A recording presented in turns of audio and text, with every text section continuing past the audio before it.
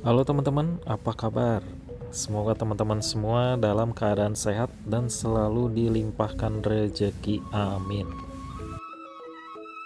Nah, setelah sebelumnya saya menyajikan rekaman perjalanan dalam rangka road trip Bandung ke Bali dalam 3 part, kali ini saya akan merangkum dan mengulas perjalanan saya secara singkat. Buat teman-teman yang belum sempat nonton rekaman perjalanan saya, teman-teman bisa saksikan di link yang ada di deskripsi di bawah. Oke, langsung aja teman-teman simak video saya kali ini. Jangan lupa untuk like, komen, dan subscribe, dan juga aktifkan loncengnya ya.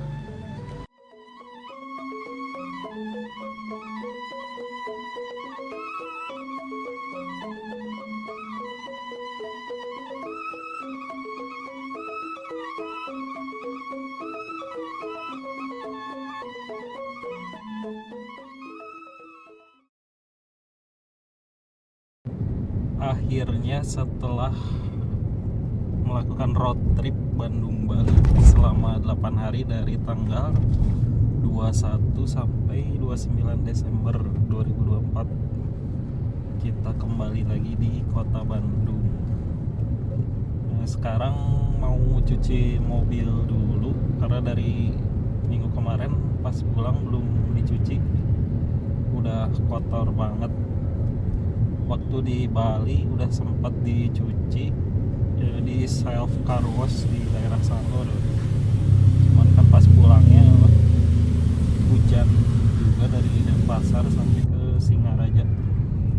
Nah, sekarang kita mau cuci di Washing Gunung Batu. Udah langganan juga di situ. Tarifnya terakhir nyuci di sana 50.000. Udah termasuk vakum juga, lumayan murah sih. Kalau waktu self car wash di Bali itu bayarnya dicicil, jadi bisa pakai mulai dari pecahan 5.000, nanti itu tuh dapat poin. Nah, nanti tiap kita nyemprot air atau busa, si poinnya itu berkurang. Kalau cuman buat cucinya minimalis sih ya lumayan sih. Cuman kalau mau bersih banget mending dikerjain sama orang sekalian.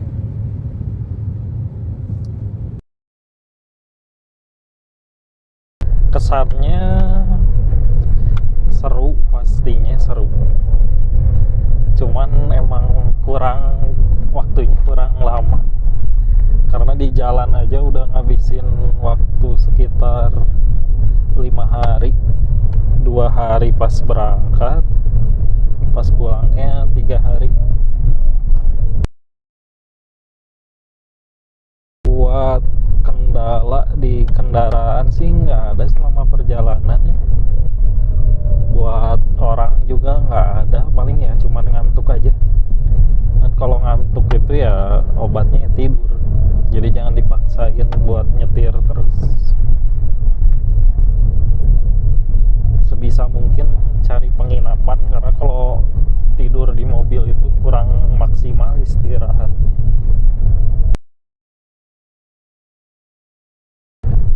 Buat persiapan mobil ya paling servis berkala sih. Terus ganti oli, cek tekanan ban rutin tiap berhenti. Kebetulan saya punya pompa portable yang ada indikator tekanan bannya.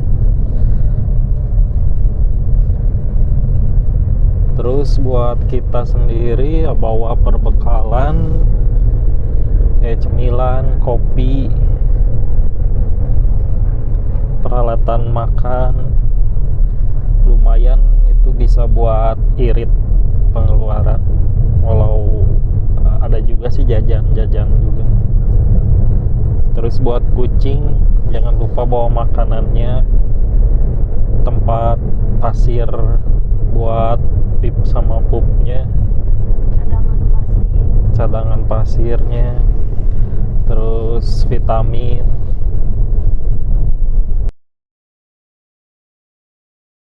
Mungkin ada yang nanya gimana kucing di perjalanan, terus di pelabuhan, terus di penginapan.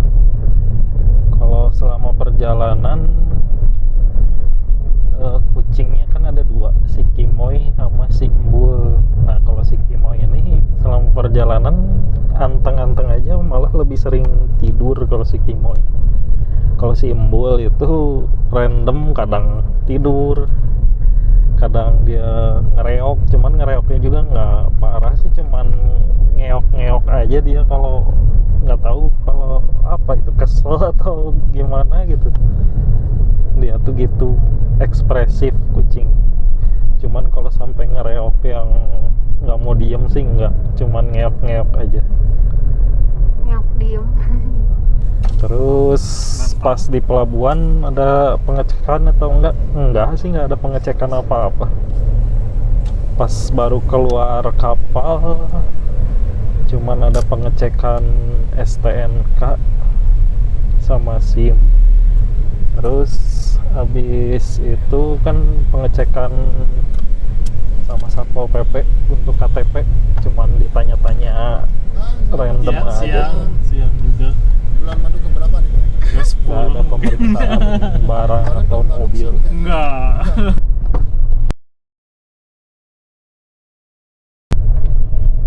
Untuk penginapan gimana? Emang boleh bawa kucing? Kalau penginapan kan sebelumnya kita cari-cari dulu di online travel agent kayak tiket.com, traveloka. Nah di situ kan ada filternya, ada yang pet friendly gitu. Cuman di tiket sama traveloka nggak nemu. Terus nyobain cari di Airbnb.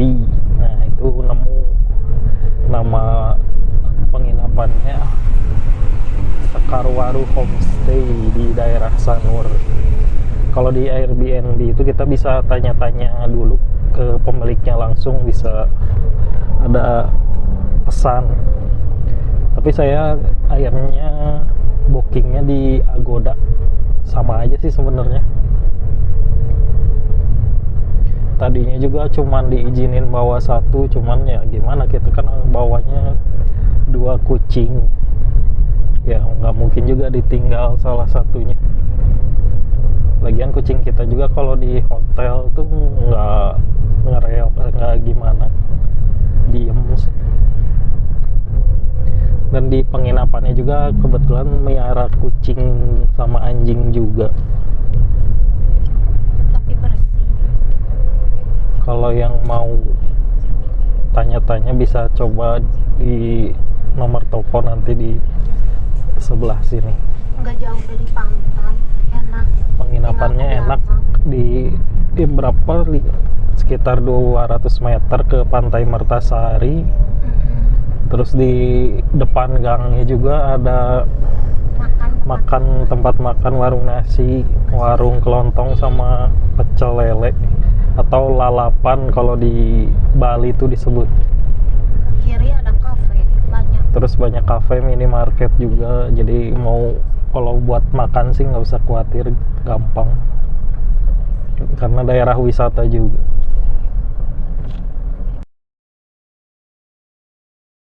Buat konsumsi BBM saya pakai Pertalite, full Pertalite di perjalanan ini. Itu habis 1,5 juta pas. Jarak tempuhnya sekitar 2.700 km. Jadi kurang lebih konsumsi BBM-nya 1 liter itu 18 km.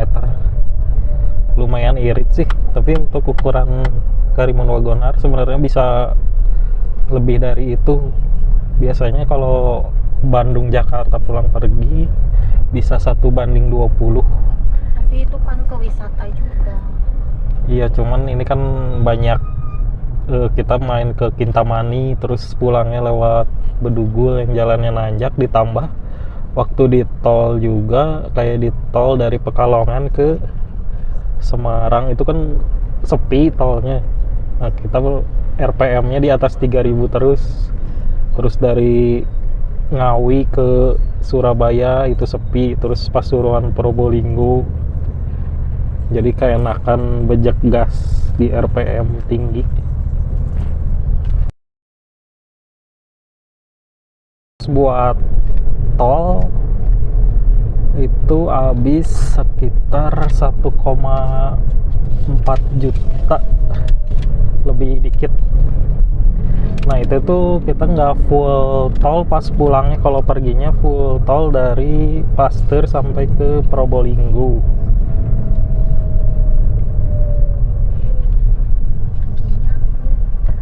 Iya perginya. Kalau pulangnya dari Gending keluar di Karanganyar terus lewat jalur selatan Solo, Jogja sampai ke Bandung full jalur selatan. Paling masuk tol lagi di Cileunyi, keluar di Buah Batu.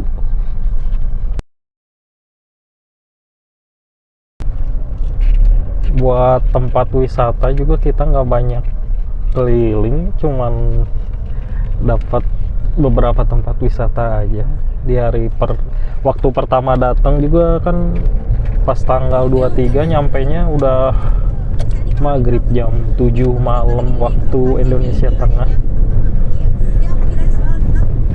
Terus di hari keduanya pagi-pagi, nggak pagi banget sih, langsung ke Pantai Pandawa. Tadinya mau langsung ke Pantai Kute karena gara-gara ini jadi aja ke Keranjang buat beli oleh-oleh, padahal nggak masuk ke list kunjungan awal. Terus di hari keduanya kita ke Kintamani, cuman nongkrong aja di Indomaret Geopark Kintamani. Tapi pemandangannya itu bagus, pemandangan Gunung Batur, Danau Batur.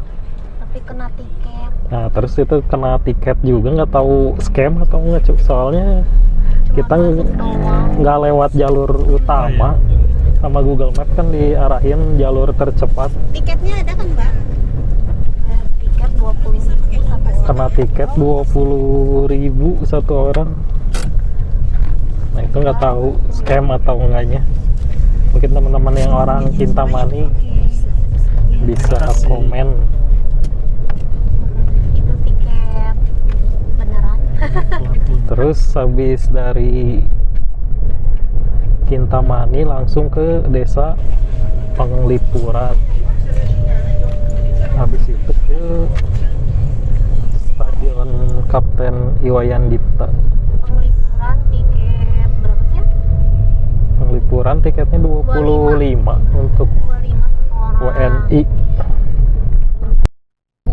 Parkirnya langsung bayar di tiket.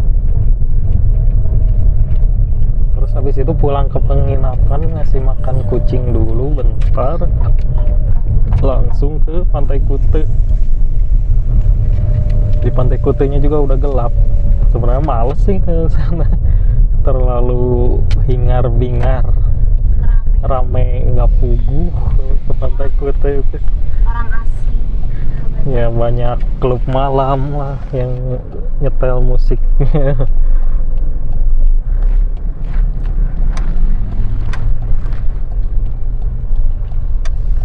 Terus habis itu udah nyuci mobil malamnya.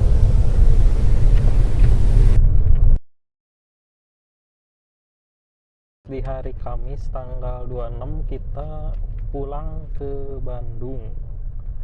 Itu tuh lewat jalur Bali Utara ke Bedugul, terus ke Singaraja. Lewat Ulun itu. Ya, cuman istirahat di rest area Danau Beratan yang ada Pura Ulun Danu, apa itu?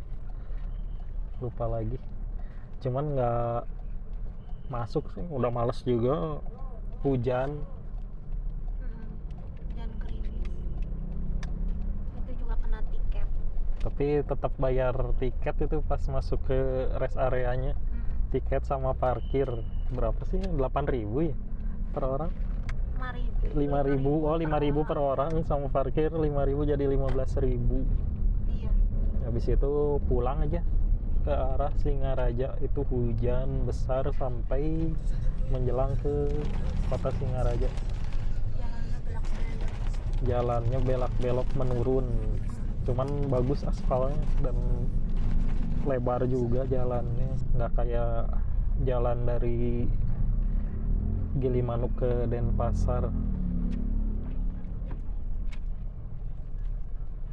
Habis itu langsung terus ke pelabuhan Gilimanuk, nyebrang ke Banyuwangi, nginep lagi semalam di Oyo Zam-Zam Family Syariah yang cuman 100.000 aja. Udah enak.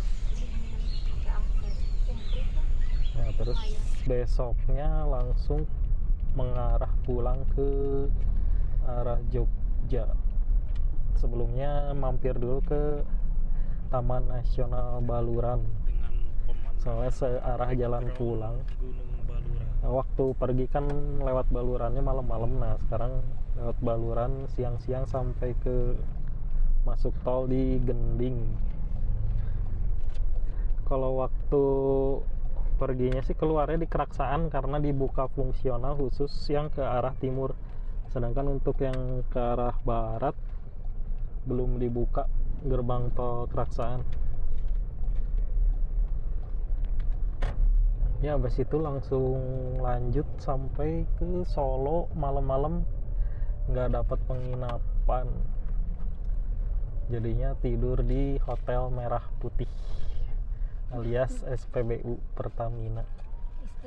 Istirahat, tidur juga susah, si embul ngeok-ngeok terus. Kepanasan kayaknya dia, nggak berhenti ngeok dari jam 1, malah dari pergi hari sebelumnya jam 7 pagi ngeok terus. Tapi nggak ngeok doang. Tapi nggak sampai ngereok pecicilan, cuman rewel aja sih kayak bocah cilik. Kalau si Kimoy mah anteng-anteng aja, tidur aja di dashboard. Nah, habis itu lanjut ke Jogja. Di Jogja juga nggak ngapa-ngapain, cuman saya berhenti di alun-alun utara. Tadinya mau cari sarapan, akhirnya keliling-keliling, dapat sarapannya di dekat Stadion Maguwarjo. Beli gudeg. Enak gudegnya. Pasaran 45 Kenapa? sama telur ayam. Kenapa ke Stadion Maguwarjo? Tadinya iseng-iseng pengen ngelewat rumahnya Duta Seleon Seven, cuman pas ngelewat orang nggak ada. Tadinya untung-untungan kalau ngelihat orangnya pengen berhenti. Udah sih gitu aja. Habis dari Jogja berangkat ke Kebumen. Nah, kita sempat berhenti di SPBU kalau nggak salah daerah Jalan Parangtritis, arah ke Parangtritis, soalnya kita kan lewat Bantul, lewatnya nanti ke Dendels. Nah, sempat berhenti di SPBU. Nah, di situ kita ketiduran ada sejam. Pas bangun tuh nggak sadar, kayak yang bingung saking capeknya karena malamnya nggak tidur. Habis itu lanjut lagi ke Kebumen. Dari Kebumen ke makam almarhum ibu sebentar, terus ke rumah saudara. Habis itu lanjut lagi perjalanan ke Bandung. Banjar udah nggak Ya kuat. cuman karena habis maghrib tidur di Cimanggu, SPBU Cimanggu, terus udah capek juga, akhirnya ya kita cari penginapan daerah Banjar pas habis perbatasan Jawa Tengah Jawa Barat. Nah, akhirnya kita bermalam aja semalam di Banjar, dapat penginapan namanya Hotel Family. Nggak tidur di lebih dari 24 jam. Sebelah apa itu, stasiun kereta Banjar. Deket banget, murah. Harganya 150, cuman Yang angin. kipas itu yang cuman ada kipas aja. kondisi Ada yang AC-nya. iya, yang 150 yang kipas aja. Cuman ini kondisinya ala kadarnya sih, cuman lumayan lah, ada kamar mandi, bisa rebahan gitu di kasur. Kalau cuman sekedar buat transit aja, bukan buat liburan. Ya habis itu besoknya lanjut ke Bandung. Udah selesai perjalanan gerbang tol Buah panjang Batu yang sejauh membawa 2.700 kita km kembali selama 8 hari. ke kota Bandung. Nggak berasa lama di jalan juga, Setelah melakukan perjalanan tapi ya dapat pengalaman baru. Karena kan kalau naik pesawat ya gitu-gitu aja.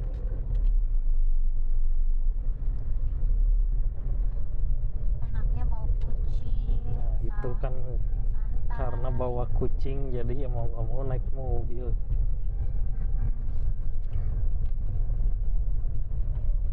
Karena kalau dititipin juga kan kasihan. Terus nambah biaya lagi. Terus ada biaya penitipan juga, belum lagi Belum si makanan. kucingnya stres lagi nggak diurus sama babunya. Kucing kita mah nggak mau ke orang. Soalnya kucing-kucing kita tuh takut ke orang, dipegang orang lain juga nggak mau. Kucing biasa. Cuman kucing biasa, kucing garong gitu. Kucing ya Tapi kampung lah sifatnya gitu. manja karena diurus dari kecil, Mm-mm. jarang dikeluarin. Kecuali si Kimoy itu, dulu dia kan preman, cuman gara-gara ketabrak terus Kapok. dioperasi. Habis itu disteril, jadi udah jadi preman pensiun si Kimoy itu. Udah nggak pernah liar lagi sekarang. Tapi ya Tapi jadi sifatnya berubah 180 derajat. Dulunya dikurung tuh pasti minta keluar terus, kalau sekarang nggak mau yang nggak mau keluar jauh sih, belum pernah keluar jauh semenjak musibah. lihat motor ketabrak. juga takut. Kayak ada trauma kalau dengar suara motor.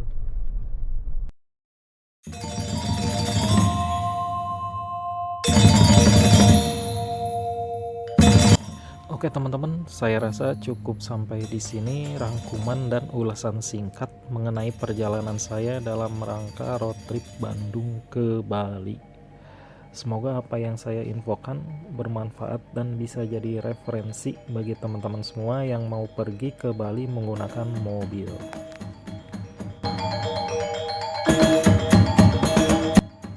Sampai jumpa di rekaman perjalanan saya berikutnya.